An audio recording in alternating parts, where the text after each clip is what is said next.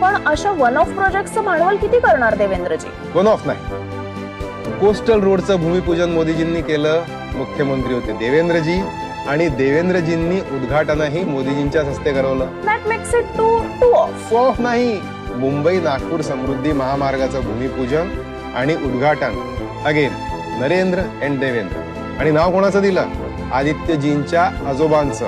Okay, 3 of. Atal Bihari Vajpayee trans harbour sea link, भारताचा सगळ्यात मोठा सागरी सेतू भूमिपूजन and inauguration both by Narendraji and Devendraji.